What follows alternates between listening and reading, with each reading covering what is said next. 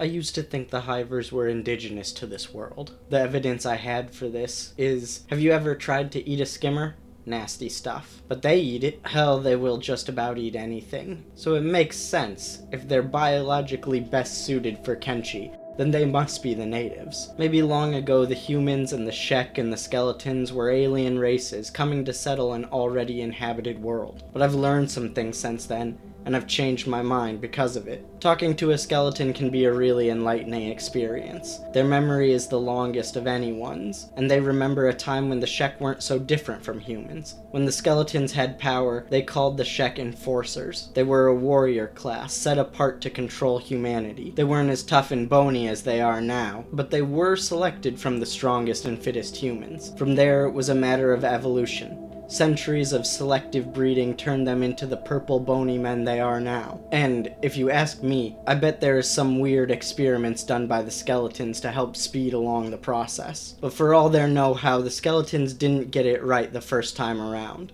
They thought they could keep us enslaved if they had their elite servants, but they miscalculated just how badly humans desire to be free. They lost control of us and the Shek alike, but this taught them a valuable lesson. You see, the problem wasn't that they didn't have the means to rule us, just that we would not be ruled. They learnt that instead of breeding Sheks to keep us as slaves, they needed to breed a being that couldn't imagine being anything else. So having failed one experiment, they set out to fail another. I bet those fishmen down south were the first prototype. In their laboratories, they built them to only be a little more clever than animals. Can't question your masters if all you know is gurgle gurgle, but you can't really command them either. An animal is going to do what an animal is going to do. But then they had a brilliant, evil idea. What about insects? An ant colony doesn't exist without a queen, and ants don't ask questions, they just work. What if you could engineer something half human, half bug, that could take orders but ultimately wouldn't think twice about laying down its own life for the good of the colony?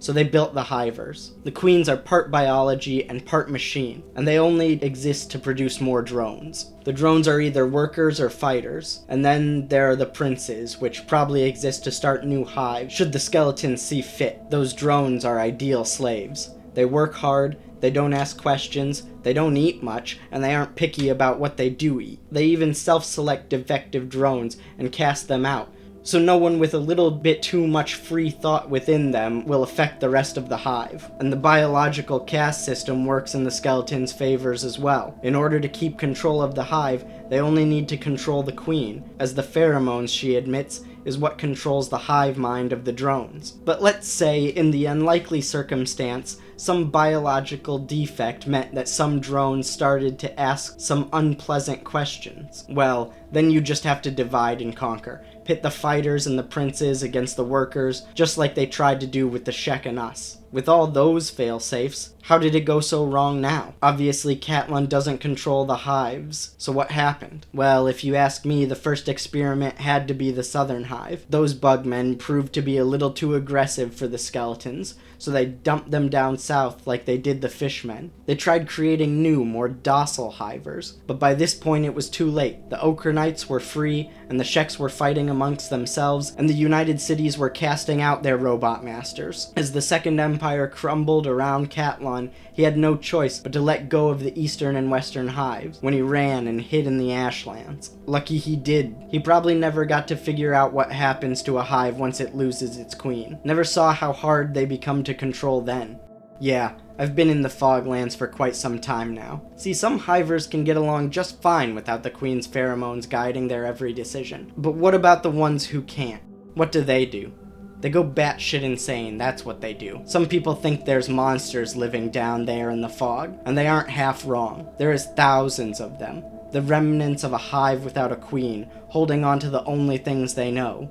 The drones follow the princes, and the princes eat whatever wanders into their clutches. You know what wanders into the Foglands. People running from the Holy Nation. People like you and me. That's why we hunt them. The ninja guards here in Mongrel have set a 6,000 cat bounty on every fog prince head you can cut off and bring back to them. Good money, and they aren't hard to find. You've heard them out there in the death yards, same as I have. The screams of someone lost in the fog being eaten alive. The princes always eat first, so just follow the screaming. If you cut through the drones, don't feel bad because you couldn't save whoever was out there screaming. Foggers aren't like the painted tribes. They don't keep you alive to keep you fresh. Hiver doesn't much care if his meat is rotten. Better for them to just eat you now. And better for you get your heads and get out, because I promise more are coming. They just keep coming. You would think once we cut off the heads of enough of them, the drones, without the queens or princes, would fade away. But maybe she's still out there,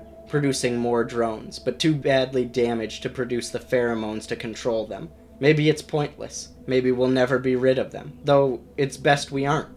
It isn't the fog that keeps the Holy Nation from finding us, it's the fog men. You ever read Meryl's diary? The ninja guards keep it in their headquarters. Tells all about how Meryl and Grey Cloud and a few others escaped rebirth by heading into the Foglands. They watched as the Foggers picked off paladins one by one. They managed to sneak up to the rock called Mongrel. In a way, they're like our founding fathers. So drink a glass of cactus rum to them. After all, they're the only reason you're here.